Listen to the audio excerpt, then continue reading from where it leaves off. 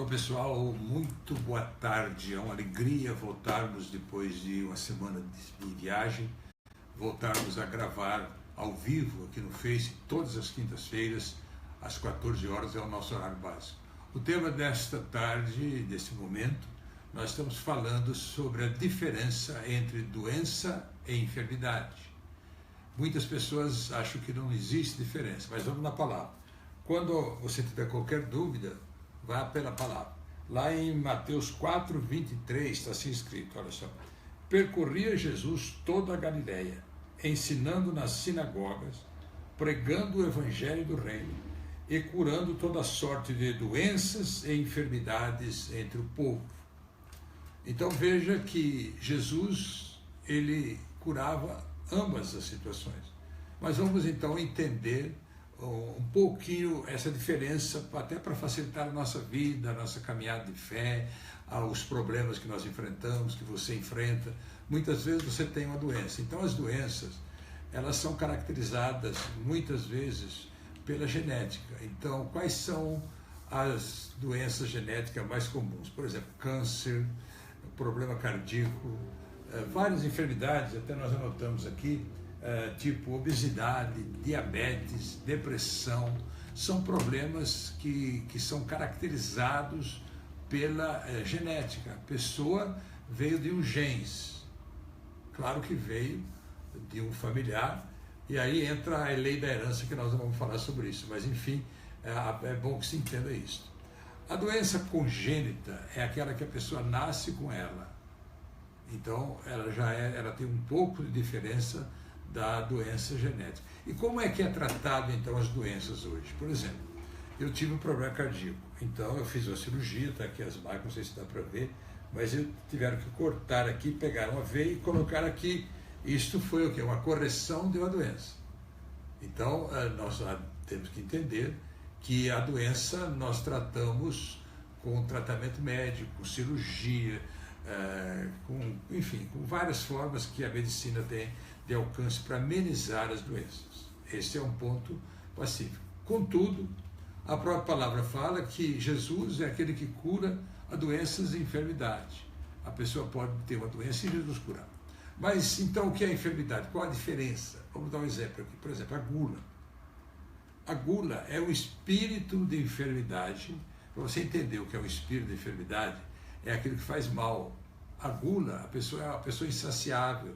Ele acabou de almoçar, mas ele quer comer aquilo que vai fazer mal. Então, não o alimento natural.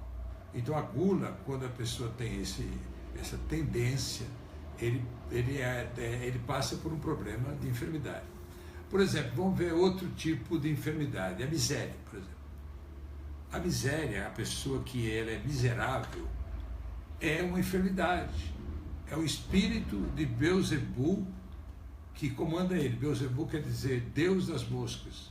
Então, a pessoa pobre ou rica, ela não é representada por dinheiro. A falta de dinheiro não representa pobreza. A pobreza é um estado de espírito. Então, ali é uma enfermidade que a pessoa passa a ser miserável. Ele não gosta de doar. Então, isso nós caracterizamos, de acordo com as Escrituras, com a palavra de Deus, que é uma coisa da enfermidade. Por exemplo, outro exemplo de um espírito de enfermidade. Uma pessoa adúltera, ela tem um espírito de enfermidade, um espírito de adultério dentro dela que leva ela a cometer o adultério. E por que isto faz mal? Você nunca viu falar que o adúltero vive bem, a consciência dele pesa. O nosso melhor travesseiro é a nossa consciência. Então, a pessoa que ele está vivendo em adultério, ele tem um espírito de enfermidade de adultério. Por exemplo, a inveja. O que é a inveja? É também um espírito de inveja que apodera da pessoa, que ele deseja aquilo que é dos outros. Já o ciúme é um sentimento pobre, mas é ciúme daquilo que é da pessoa. Claro que não faz bem. É um sintoma de insegurança e é um espírito de enfermidade também. Então, se nós fizermos um elenco das enfermidades, as pessoas vão compreender que os problemas da maioria das pessoas que fazem tratamento e que não tem solução. Isso é científico, isso eu desafio qualquer um para falar isso. Vão aos médicos, vão para os laboratórios, fazem todos os exames, mas não resolve o problema. Então, aí a cura é através espiritual, de algo espiritual. Por que uma depressão é muito difícil de curar? Por que uma pessoa ansiosa, ela perde, ela vive de perdas sobre perdas, ela atropela, porque tem um espírito de enfermidade sobre ela que coloca nela uma ansiedade. Aí a pessoa fala, não, mas isso aí se cura com tratamento. É lógico que o tratamento ameniza. Você toma um Rivotril, você toma o diazepam da vida, e você atenua, mas não resolve.